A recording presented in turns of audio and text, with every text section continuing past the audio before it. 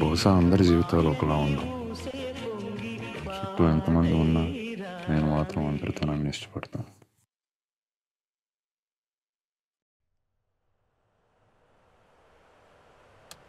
సన్నజాజి పడక మంచే కాడ పడక చల్లగాలి పడక మాట వినకూడి ఎందుకే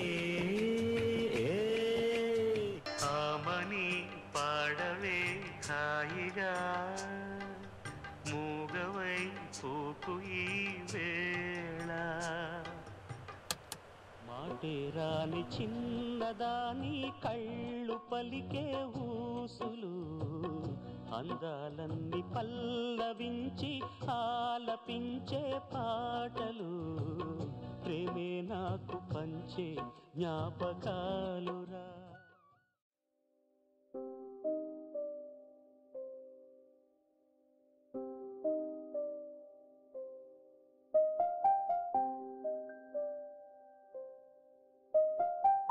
ఇంతకాలం ఒంటరిగా నడిచిన నా దారిలో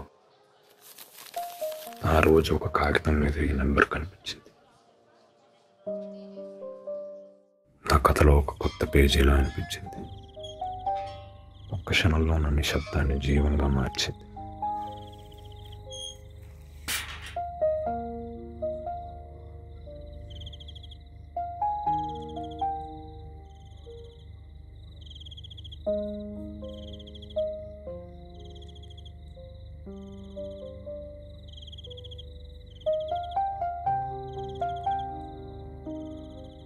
ఇంటికి వచ్చిన వెంటనే ఇంట్లో గోలు ఉంటే బాగుంది అనిపిస్తుంది. కానీ నా ఇంట్లో నిశ్శబ్దం మాత్రమే ఉంటుంది. బహుశా అమ్మ నాన్నకి దూరంగా ఉండడం వల్లే, కానీ మనసు మాత్రం వాళ్ళ దగ్గర ఉన్నట్టు అనిపిస్తుంది. కొన్నిసార్లు ఈ గది గోడలు నా మాటలు వింటాయేమో అనిపిస్తుంది. ఒంటరిగా ఉండటం కష్టం కాదు, మన వాళ్ళకి దూరంగా ఉండటం కష్టం.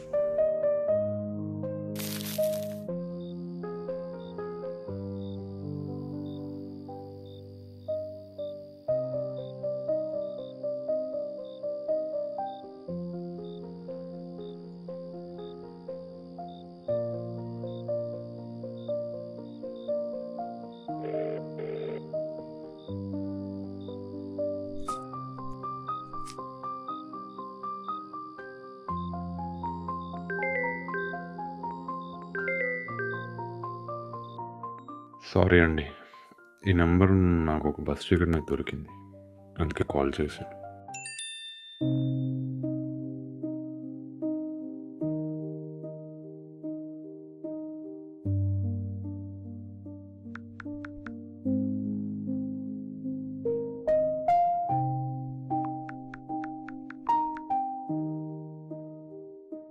చాలా రోజుల తర్వాత తనతో మాట్లాడితే ఏదో తెలియని సంతోషం.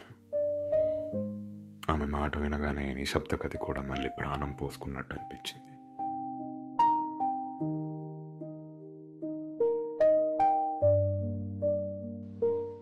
కలుద్దాం అన్నాను, ఆమె నమ్మింది. కానీ విధి వేరే రాసింది. మనం చదవలేని పేజీలతో ఆమె ఎదురు చూసిన ఆ సాయంత్రం నా మౌనంగా మారిపోయింది. బహుశా ఆ రోజు కలవలేకపోవడం కూడా మా కథలో భాగం అయి ఉండొచ్చు.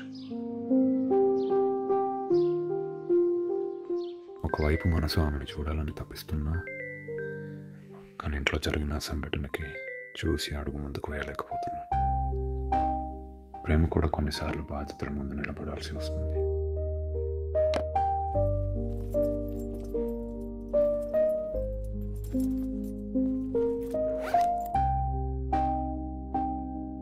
ఒక్క క్షణం ఆమె నా ముందున్నట్టు అనిపించింది.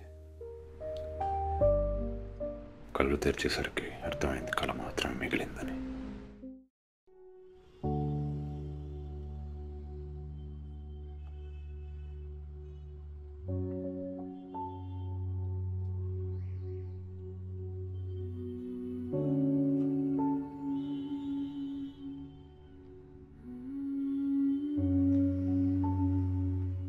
చివరికి ఆమెను చూశాను, కానీ నా అడుగులు ఎందుకు ముందుకు పడలేదు. నిశ్శబ్దంలో నా మనసే చెప్పింది మనం ఇక కలవలేమని. ప్రతి క్షణం, ప్రతి శ్వాసలో చివరికి నా ఒంటరితనమే నా ప్రేమ కింద మిగిలింది. ఇక నేను ఒక్కడిని, నా కలలతో, నా ఊహలతో, ఒంటరిగా ఎప్పటికీ.